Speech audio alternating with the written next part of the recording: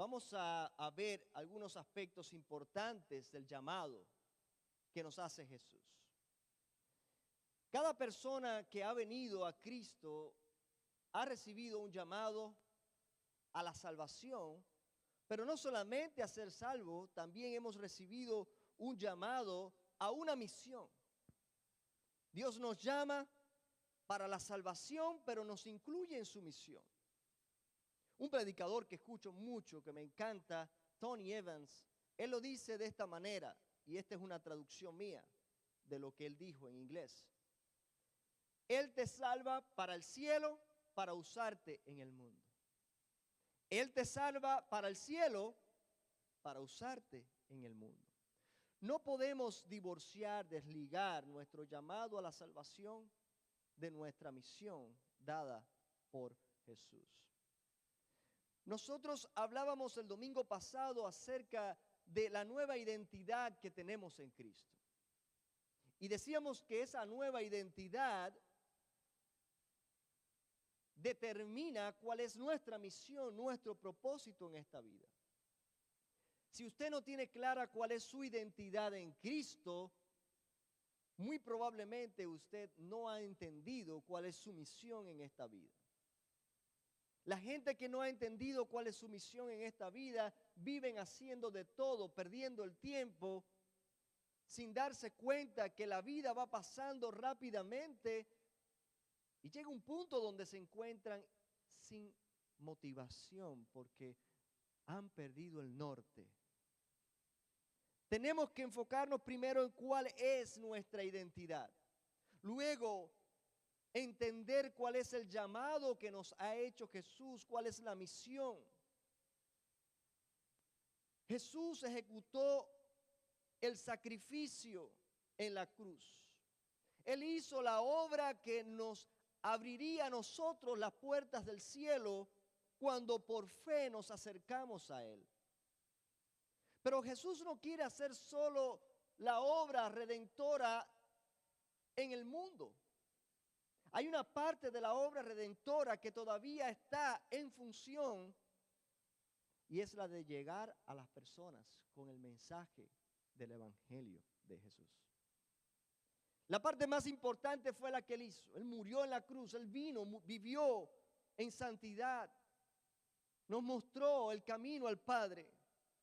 Fue a la cruz, murió y resucitó al tercer día, ascendió al Padre y ahora nos ha dicho, por tanto, ir y hacer discípulos. Séanme testigos en su casa, en su barrio, en su trabajo y hasta lo último de la tierra. Sean testigos míos. ¿Por qué? Porque hay muchas personas que todavía no le conocen. Juan el Bautista fue un enviado de Dios a preparar el camino del Mesías. Su misión fue anunciar o introducir a aquel que era el cumplimiento de lo profetizado en el Antiguo Testamento. Él era el cumplimiento de la ley. Juan el Bautista señaló a Jesús como el Cordero de Dios que quita el pecado del mundo. Lo señaló como la solución permanente que sustituiría esa solución temporal que eran los sacrificios de animales. Porque Cristo murió, ya no hace falta más sacrificio. Su muerte es suficiente para cubrir los pecados de todo el mundo. Por tanto, aquí nadie puede decir, no alcancé. Me quedé sin sangre de Jesús. No. La sangre de Jesús es suficiente para lavarnos de todas nuestras iniquidades, de todos nuestros pecados, pasados, presentes y futuros. Cuando Juan vio a Jesús, exclamó, he ahí el Cordero de Dios. Y al oír esto, dos de sus discípulos voltearon a ver y se dieron cuenta que era Jesús que estaba pasando. Y siguieron a Jesús. Ahí nos quedamos el domingo pasado. Y ahí vamos a retomar en esta tarde. Esos discípulos fueron los dos primeros discípulos reclutados por Jesús. No sabemos el nombre de los dos, pero sabemos que uno de ellos era Andrés, porque lo dice el texto. Esos discípulos, cuando voltearon a ver, era Jesús y enseguida siguieron a Jesús. Aquí comienza una nueva aventura, la aventura en la cual nos vamos a adentrar hoy a través de esta última porción del Evangelio de Juan. Y digo aventura porque en las aventuras uno encuentra muchas cosas que no esperaba. Y quiero que su expectación esté puesta en lo que Dios le va a hablar hoy por medio de esta porción bíblica, donde vamos a hablar acerca del llamado de Jesús y las implicaciones de ese llamado para nuestras vidas. En esta última sección del primer capítulo, vamos a ver cómo Jesús nos llama, en primer lugar, para santificarnos, lavarnos con su sangre. Jesús nos llama para transformarnos. Jesús nos llama para enviarnos. Y Jesús espera que en el trayecto de ese viaje, de esa aventura, usted y yo podamos ver más de lo que ahora vemos. Mucha gente quiere ver para creer. Jesús nos dice, cree en mí y vas a ver grandes cosas. Vamos a empezar en la porción del 35 al 39 para hablar acerca de ese llamado que nos hace a ser lavados en su sangre. El siguiente día, otra vez estaba Juan y 2 de sus discípulos. Y mirando a Jesús que andaba por allí, dijo, he aquí el Cordero de Dios. Le oyeron hablar los 2 discípulos y siguieron a Jesús. Y volviéndose Jesús y viendo que le seguían, les dijo, ¿qué buscáis? Ellos le dijeron, Rabí, que traducido es maestro, ¿dónde moras? Les dijo, venid y ved. Pausa. Si tienes con qué marcar en tu Biblia, marca esa expresión. Venid y ved. Fueron y vieron dónde moraba y se quedaron con él aquel día, porque era como la hora 10:00. Juan el Bautista identifica a Jesús como el Cordero de Dios. El Cordero de Dios, como dije ahorita, simboliza ese sacrificio que se haría para perdón de pecados. Era necesario que para remisión de pecado se vertiera la sangre. En el Antiguo Testamento se vertía la sangre de animales, pero esos animales eran simplemente la sombra de lo que venía. El verdadero es Jesús. Aquellos animales ayudaban en el proceso de perdonar temporalmente los pecados del pueblo, pero no era una solución permanente. Aquellos animales señalaban a Cristo, al Verbo de Dios, al Cordero de Dios, que vendría para ser una solución permanente al problema del pecado. Entonces, Él lo señala y les dice, he aquí el Cordero de Dios. En Hebreos 9:14 nos dice, cuánto más la sangre de Cristo, el cual mediante el Espíritu Eterno se ofreció a sí mismo sin mancha a Dios, limpiará vuestras conciencias de las obras muertas para que sirváis al Dios vivo. Cuando está hablando del Cordero de Dios, está hablando aquel que va a ser sacrificado. Aquel que se sacrifica para darnos vida. Aquel que nos limpia del pecado. Y cuando hablamos de limpieza, de pureza, estamos hablando de santificación. Nosotros somos llamados a ser santificados, declarados limpios, puros, sin pecado.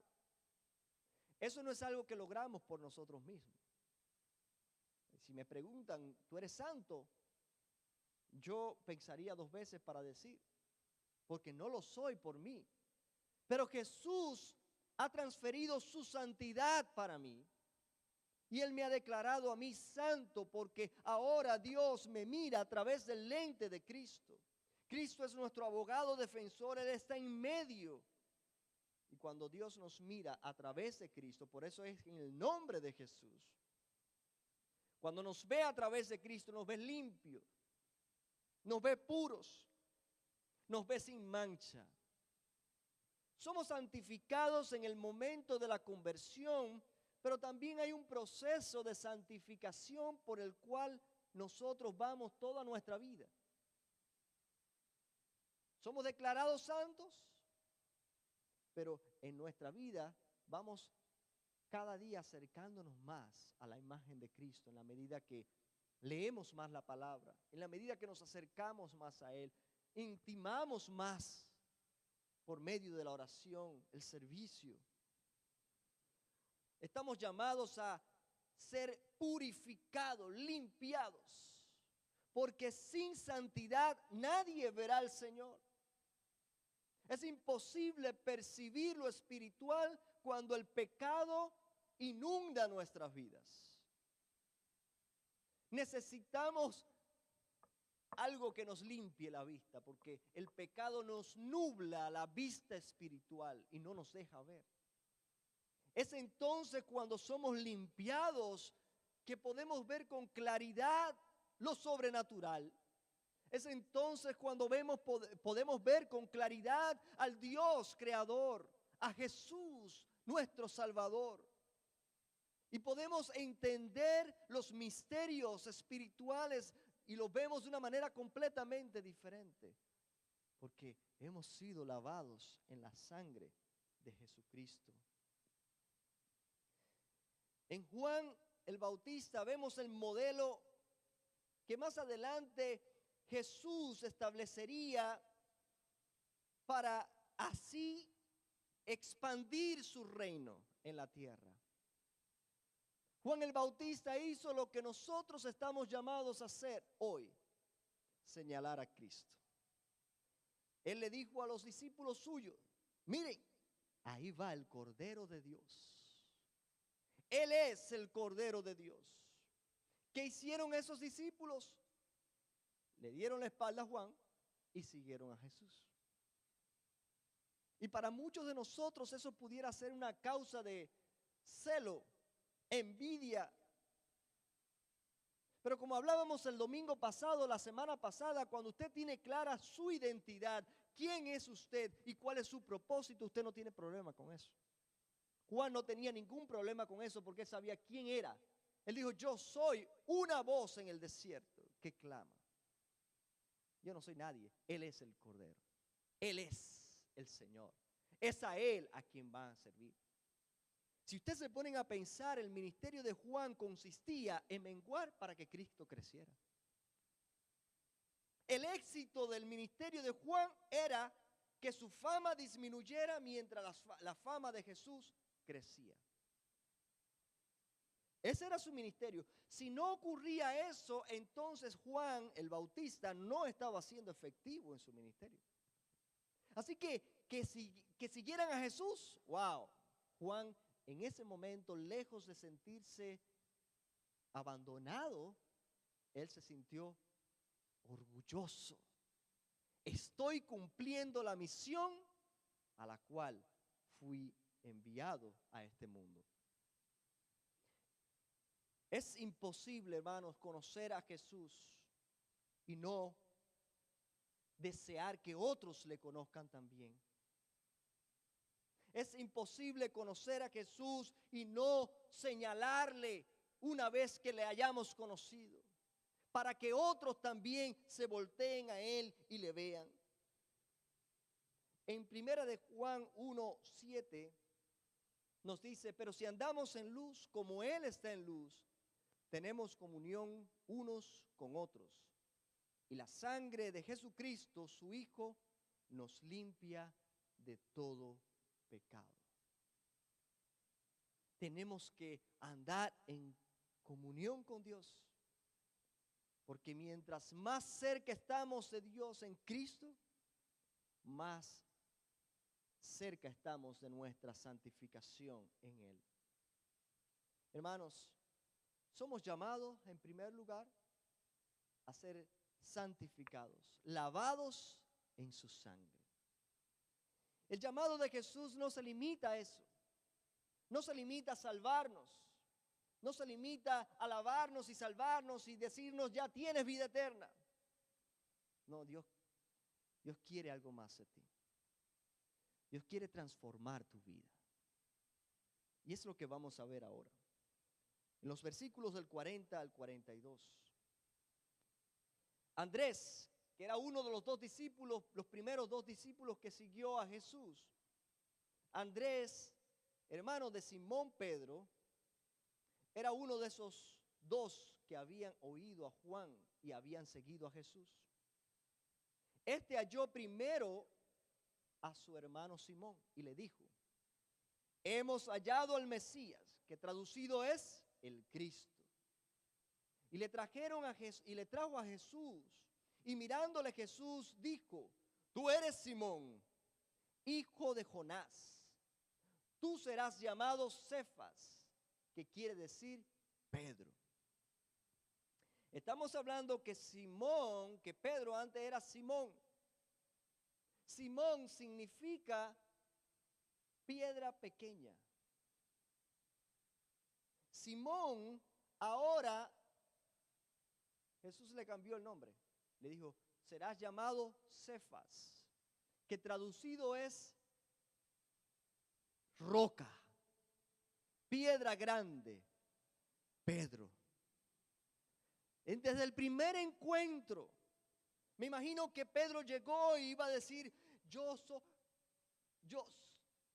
tú eres Pedro, tú eres, Simón, hijo de Jonás. ¿Cómo tú me conoces? Pero no solamente eso, tú serás Pedro. En el momento mismo de conocerle, en el primer encuentro, Jesús le dice quién era, quién era su papá y qué él llegaría a ser en el futuro. ¿Quién era? ¿Quién era su papá? ¿Y qué iba a hacer en el futuro?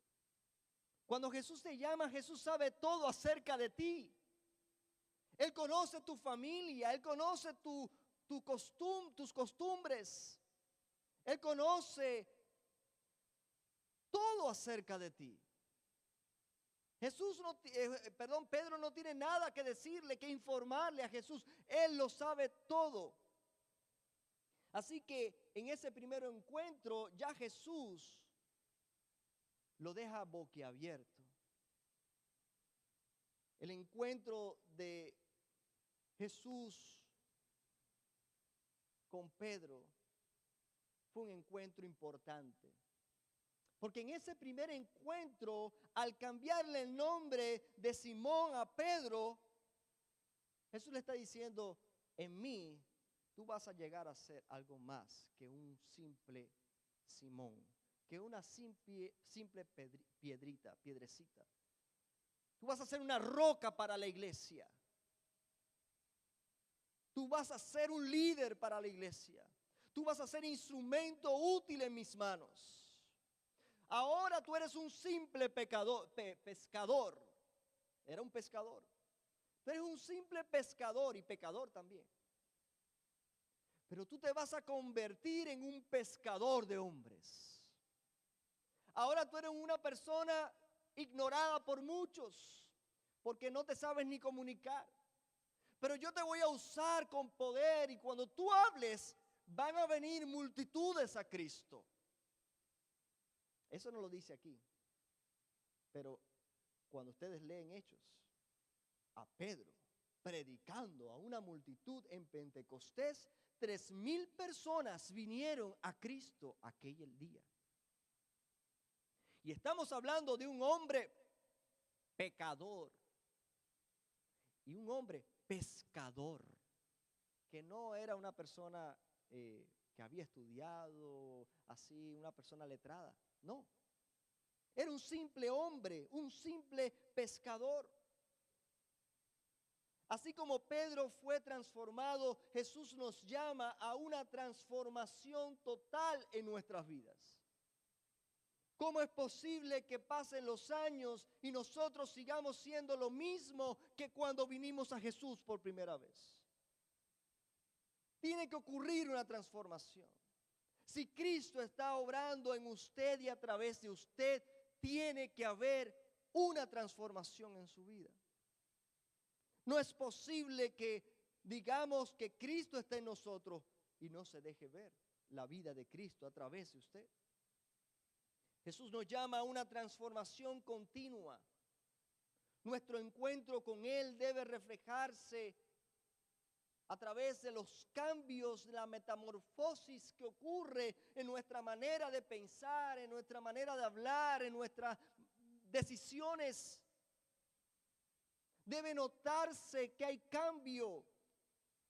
¿Sabe qué dijeron los líderes religiosos cuando apresaron a Pedro y a Juan, a ellos dos juntos?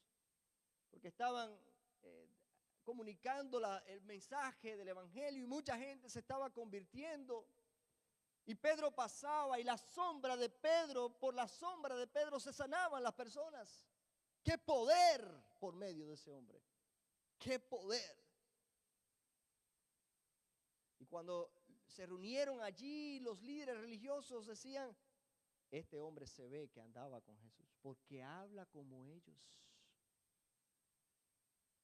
Un hombre tosco. Y ahora resulta que hablaba como Jesús. Y lo identificaban porque hablaba como Jesús. ¿Qué cambio? Ellos mismos decían, ¿no es este el pescador? ¿Qué le pasó? Oiga, cuando lo miran a usted, después de haber pasado unos años, ¿dirán eso así de usted? ¿Ese era Juan Carlos? Juan Carlos, que era tremendo ese muchacho. Pero míralo cómo ha cambiado. Ya no dice malas palabras. ¿Verdad? Ahora es esposo de una sola mujer. No baje la cabeza, solamente es broma. Pero dirán eso de usted, ¿verdad? Hermano, ¿cuánto hemos cambiado nosotros? ¿Cuánto nos ha transformado Cristo desde el primer momento que tuvimos ese encuentro con Él? Si usted sigue siendo la misma persona, si en usted no ha habido ningún cambio, hay algo que está atrofiado ahí, no está funcionando bien. Porque cuando usted ve un joven de 20 años hablar como un niño de 5 años, usted dice, no, eso no está bien. Hay algo que no está funcionando bien. Probablemente no se está alimentando bien ese joven. Hay algún problema mental, qué sé yo. Si usted la gente lo mira y usted sigue siendo la misma persona, entonces hay algo que no está bien. Tiene que haber una transformación, porque Jesús nos llama a santificarnos, a lavarnos, pero también a transformarnos. Y eso es algo, hermano, hermana, que ocurre naturalmente. Como mismo una persona crece naturalmente. Tú no tienes que echarle pienso a su hijo para que crezca. Usted lo alimenta bien, normal. Usted no tiene que orar, ay Señor, oro para que mi hijo llegue y crezca. No, si el Señor le ha dado el desarrollo normal que tiene todo, va a desarrollarse solo. Usted no tiene que hacer nada para que se desarrolle. En la vida cristiana es así. Dios despierta en nosotros un hambre por su palabra.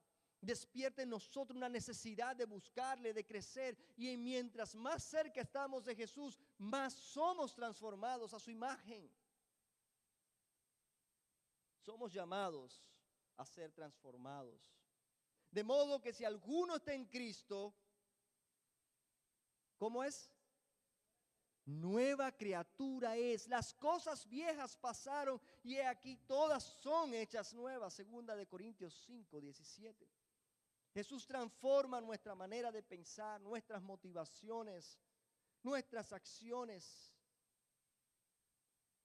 para que entonces su vida pueda fluir a través de la nuestra. ¿Cómo ha transformado Jesús tu vida? ¿Estás viviendo de acuerdo a la identidad que Él te ha dado? ¿Cómo Jesús ha ido transformando? ¿Qué cambios puedes ver en tu vida? ¿Qué cambio ven los de afuera en tu vida? Bueno, Jesús también nos ha llamado a llamar a otros. Nos ha llamado a santificarnos. Nos ha llamado para transformarnos. Pero nos ha llamado también a llamar a otros. Y ahí en el primer capítulo vemos ya el ejemplo. Andrés y Felipe. Ellos dos fueron llamados a llamar a otros. Y no fue algo que Jesús les dijera que hicieran. Lo hicieron porque hubo algo que ocurrió en sus vidas, que activa esa necesidad de comunicar a otros acerca de Jesús. En el versículo 40, Andrés dice, Andrés, hermano de Simón, era uno de los dos que habían oído a Juan y habían seguido a Jesús. Este halló primero, es decir, que no fue la única persona que le habló, sino que primero vio a su hermano Pedro, ¿verdad? Vio a su hermano Simón y le dijo, hemos hallado al Mesías, que traducido es el Cristo. Él le dijo, Andrés empezó por su familia, su hermano. Él empezó desde su propia casa. Llamó a su hermano, me imagino que llegó corriendo con tremenda expectación, con gozo. Hemos hallado al Mesías. Como él lo dice, se nota que ellos estaban esperando al Mesías. Ellos estaban a la espera del Mesías. Hemos hallado al Mesías. Hemos hallado al Cristo. La palabra Cristo significa, es la traducción del hebreo al griego, que significa el ungido. El ungido de Dios. Y para la mente hebrea, el ungido de Dios era el enviado de Dios para salvar al mundo. Así que sin duda estaba refiriéndose a Jesús, el Hijo de Dios. Al parecer Andrés estaba muy emocionado con esa noticia. Como deberíamos estar nosotros al comunicar esa buena noticia a las personas que nos rodean.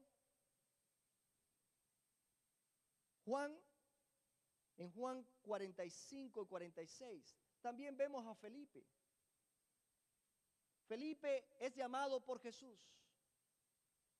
Juan 41, del 45 al 46. Felipe halló a Natanael y le dijo, hemos hallado a aquel de quien escribió Moisés en la ley, así como los profetas, a Jesús, el hijo de José, de Nazaret. Natanael le dijo, ¿de Nazaret puede salir algo bueno? Le dijo Felipe, ven y ve. ¿Se recuerdan que ustedes habían marcado esa expresión? Pueden volverla a marcar, porque es la segunda vez que en esta porción es dicha. Primero, ¿quién fue el que lo dijo? Jesús se lo dijo a esos dos primeros discípulos que le siguieron, que le preguntaron, maestro, ¿dónde moras? Jesús le dijo, ven y ve. Ahora vemos a Felipe, que fue llamado después, llamando a otro, pero con las mismas palabras de Jesús. ¿Se dan cuenta? ¿Se dan cuenta qué significa eso? No es tanto que sea literal esa palabra. Lo que importa aquí es que están repitiendo simplemente lo que el maestro les enseñó. Están replicando lo que el maestro le había enseñado. Ven y ve. Nosotros no estamos llamados a inventar un mensaje. Nosotros simplemente predicamos el mensaje del Evangelio tal y como la Biblia lo expresa. Simplemente comunícalo. Comunícalo con palabra y con tu vida. ven y ve. El llamado de Jesús no es solamente para salvarnos y transformarnos, sino también para que le sirvamos. Andrés y Felipe respondieron a ese llamado desde el primer momento. Ellos no esperaron un entrenamiento para evangelismo. Ellos no esperaron un entrenamiento para ser discípulos. Ellos tuvieron el encuentro con Jesús y ese encuentro activó su necesidad, porque esto es algo tan bueno que no podemos callar.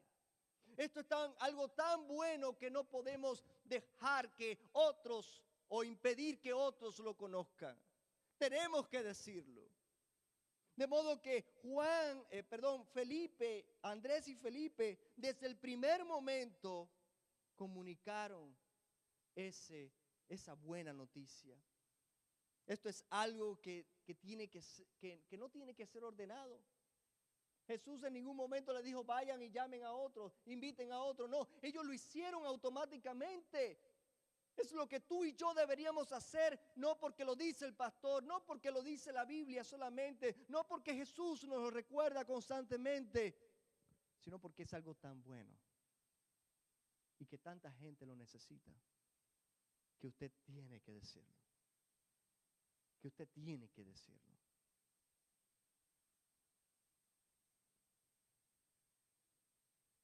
Si usted ha entendido la salvación que usted tiene, si usted ha entendido lo grande la grandeza de esa salvación, si usted ha entendido lo que el sacrificio de Jesús significa para su vida y lo que Él ha hecho con usted, dándole vida eterna cuando usted estaba muerto o muerta en sus delitos y pecados. Si usted ha entendido lo que usted tiene y lo valora tanto, usted no puede quedarse callado.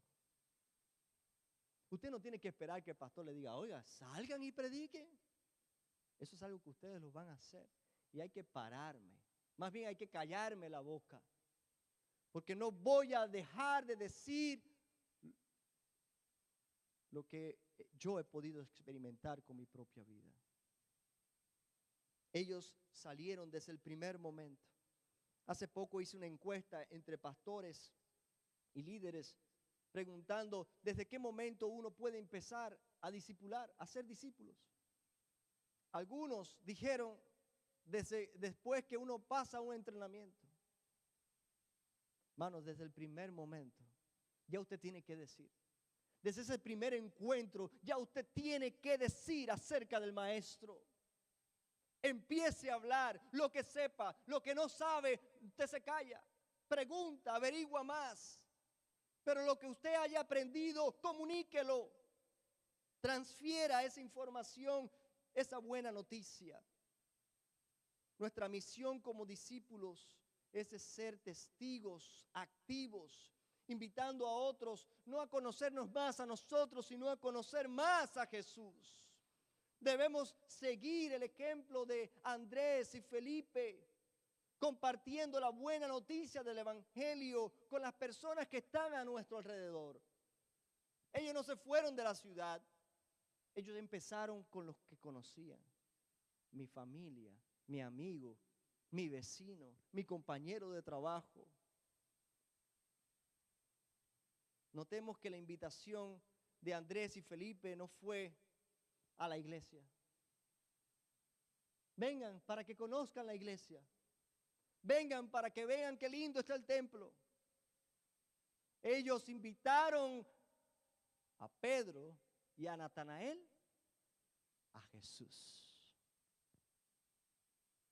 Eso es evangelizar. Invitar a la gente a Jesús, no a una institución, no a un lugar, no a otra persona, sino a Cristo. ¿Cuán activo o activa estás en tu llamado a llamar a otros? ¿Estamos compartiendo activamente nuestra fe? ¿O estás esperando que algo más suceda? ¿Estás esperando conocer toda la Biblia para entonces predicar el Evangelio? Lo que tienes, comparte. De gracia recibiste, de gracia das. Todo lo que recibiste, dalo, comparte la buena noticia. Entonces, hermanos, Cristo nos llama a lavarnos en su sangre, santificarnos, ¿verdad? Él nos llama para transformarnos. Él nos llama para que llamemos a otros. Y Él nos llama también a ver cosas mayores. Cosas mayores que las que vemos. Si usted en toda su vida no ha visto un milagro ocurrir, hay algo que no está bien. Porque Dios es un Dios sobrenatural y opera en lo sobrenatural. Juan 1, 47 a 51. Cuando Jesús vio a Natanael que se le acercaba, le dijo a él: he aquí un verdadero israelita en quien no hay engaño. Le dijo Natanael: ¿de dónde me conoces? Respondió Jesús y le dijo: antes que Felipe te llamara, cuando estabas debajo de la higuera te vi. Respondió Natanael y le dijo: Rabí, tú eres el Hijo de Dios, tú eres el Rey de Israel. Respondió Jesús y le dijo: porque te dije, te vi bajo la higuera, ¿crees? Cosas mayores que estas verás. Y le dijo: de cierto os digo, de aquí en adelante veréis el cielo abierto y a los ángeles de Dios que suben y descienden sobre el Hijo del Hombre. Natanael al principio duda cuando Felipe va y le da la noticia. De Nazaret, parece que Nazaret tenía mala reputación. ¿De Nazaret puede salir algo bueno? Si ustedes conocen el barrio donde yo me crié, ustedes dirían: ¿y de Marialina puede salir algo bueno? ¿O del lugar donde se crió mi esposa, de Los Hoyos, puede salir algo bueno? ¿Cuál es el barrio suyo? ¿De ahí podrá salir algo bueno? Bueno, quizás no. Porque es cierto que el entorno donde usted se cría, donde usted se envuelve, eso lo va a moldear a usted. Pero si a pesar de eso es Cristo quien le moldea a ustedes, Cristo rompe todos los moldes. Y Cristo te transforma en una nueva criatura. Independientemente de en qué barrio naciste, en qué ciudad naciste, en qué pueblo, quiénes son tus padres, Él te hace una nueva creación. Natanael duda, pero de todas maneras él fue. Y le pasó lo mismo que a Pedro. Natanael, tremendo israelita, un gran israelita en quien no hay engaño.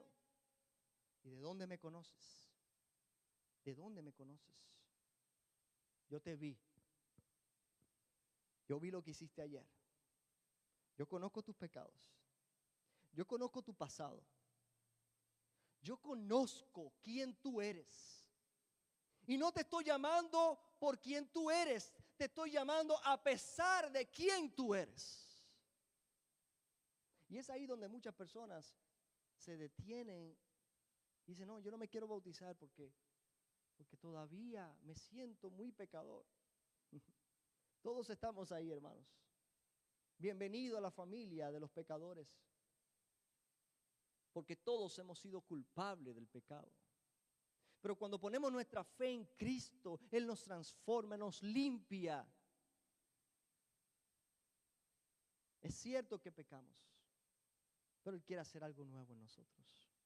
Es cierto que pecamos. Él conoce todo acerca de nosotros y aún así nos ha amado, aún así vino al mundo, aún así dio su vida por ti y por mí. No por quien tú eres, sino a pesar de quién eres. Y Él nos quiere usar tal y como somos. Él quiere transformarnos y que esa transformación se vea y que otros glorifiquen a Cristo cuando nos vean ser transformados. Jesús conoce nuestras dudas. Él conoce nuestras falacias. Él aún así nos llama. Nos promete una vida llena de su presencia, de su poder, donde veremos cosas mayores. de las que hoy podemos ver. ¿Por qué será que la iglesia se ha acostumbrado tanto a lo cotidiano, a lo mismo de siempre, el mismo culto de siempre, el mismo trabajo de siempre, la misma esposa? No, eso no. Pero vivimos en una rutina constantemente. No cambie de esposa, ¿ok? Vivimos en una misma rutina, en lo mismo de siempre, sin ver lo sobrenatural ocurrir en nuestras vidas. ¿Qué pasa, iglesia?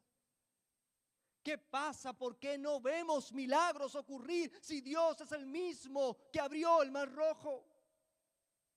¿Por qué no vemos la intervención de Dios en nuestras vidas? ¿Qué estará pasando? ¿Es Dios el que cambió o somos nosotros los que no nos hemos comprometido totalmente con Dios? Los que creemos lo que podemos hacer con nuestras fuerzas, no creemos a Dios. Dios puede hacer milagros hoy también. La vida en Cristo es una nueva aventura llena de la obra de Dios y debemos vivir con esa expectación, con esa fe, confiando en lo que Jesús nos mostrará, esas cosas mayores. Ustedes se recuerdan que Tomás también dudó. Todo el mundo le echa la culpa a Tomás por su incredulidad, pero él no fue el primero que dudó. Todos ellos, cada uno de esos discípulos, en algún momento dudaron.